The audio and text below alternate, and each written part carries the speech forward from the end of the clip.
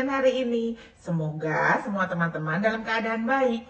Apakah kalian sudah siap untuk mendengarkan lanjutan cerita Catherine de Medici? Mari kita lanjutkan. Dalam perjanjian perdamaian antara Prancis dan Spanyol yang disetujui bersama di Chateau Chambresis, diatur juga mengenai pernikahan antar keluarga kerajaan untuk mencegah mereka berperang lagi.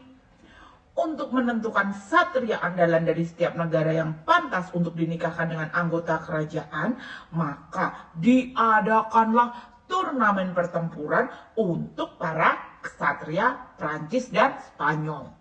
Henry II, putra dari François dan Catherine, ikut serta dalam turnamen kali ini. Dia berhadapan dengan salah satu perwiranya, yaitu Gabriel Montgomery. Terjadi suatu drama yang tidak disangka dalam turnamen ini karena tombak perwira Gabriel Montgomery masuk ke bawah pelindung helm raja dan itu melukai mata Henry II dan membuatnya buta.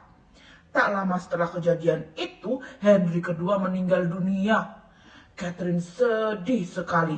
Dia berkabung dengan mengenakan pakaian serba hitam dan sejak itu seluruh turnamen di Prancis ditiadakan.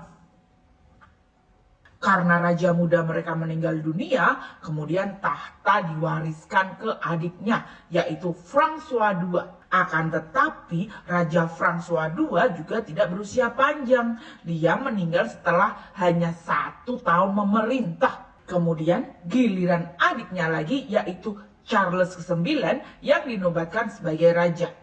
Dikarenakan Charles ke-9 baru berusia 10 tahun ketika dia naik tahta, maka Catherine, sang ibu suri yang memerintah atas nama putranya. Dalam masa pemerintahan Charles ke-9, Catherine berusaha keras untuk mempertahankan keutuhan kerajaan yang terkoyak karena perang agama antara Katolik dan Protestan.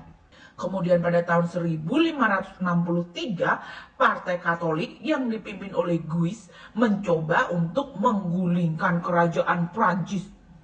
Maka kemudian dibuatlah perjanjian Amboise di Chateau Amboise. Lihat ini châteaunya atau kerajaannya. Keren ya? Yang memberikan kebebasan tertentu pada umat Protestan. Setelah percobaan menggulingkan kerajaan dapat digagalkan dan ditandatangani perjanjian Amboise pada tahun 1564, Catherine dan Charles IX menyelenggarakan tur Prancis atau pesta besar di kerajaan yang damai demi menjaga kedamaian kerajaan. Dimulai dengan pesta besar dan megah di Fontainebleau. Fontainebleau merupakan salah satu istana megah di Prancis. Nah, ini foto istana Fontainebleau. Megah kan? Para regent atau pemimpin wilayah khusus mendatangkan juru masak, pembuat manisan, dan pembuat kue paling ternama dari Italia untuk jamuan pesta ini. Didatangkan dari luar negeri.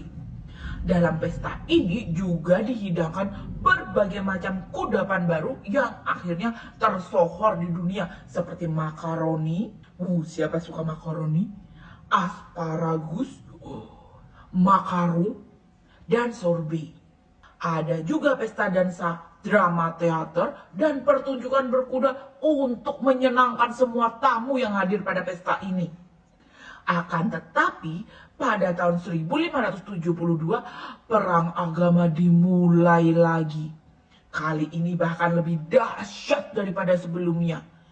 Untuk meredakan ketegangan, Catherine menikahkan putrinya Marguerite yang merupakan seorang Katolik muda dengan Henry de Navarre, seorang Protestan yang di kemudian hari dia akan menjadi Henry keempat. Pernikahan mereka dirayakan pada tanggal 18 Agustus 1572. Seluruh bangsawan kerajaan turut diundang untuk memeriahkan pesta pernikahan tersebut. Tak terkecuali kaum Protestan juga. Kota Paris berpesta. Akan tetapi pernikahan tersebut berakhir dengan pertumpahan darah pada tanggal 24 Agustus, hanya selang 6 hari dari pernikahan megah tersebut.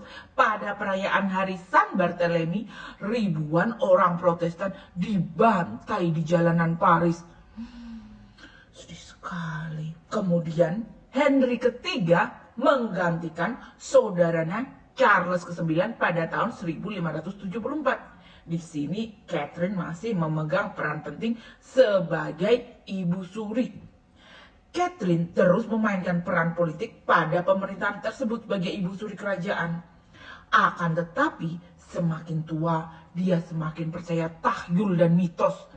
Sampai akhirnya Catherine Medicis meninggal karena sakit pada tahun 1589. Nah, bagaimana teman-teman?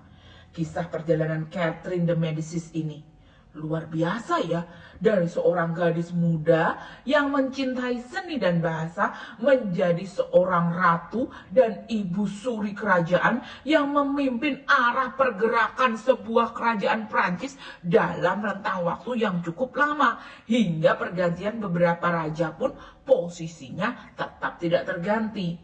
Ayo, masih ingat tidak berapa raja yang naik tahta selama Catherine de Medicis berkuasa? Iya, ada 4. Yang pertama, Henry pertama, yaitu suaminya. Catherine menjadi seorang permaisuri ketika Henry pertama berkuasa dan dia mengurus administrasi kerajaan.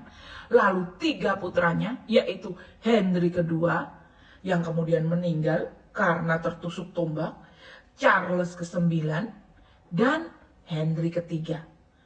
Wah, hebat ya. Sekian teman-teman cerita tentang Catherine de Medicis. Sampai jumpa lagi di cerita lainnya minggu depan. Dadah!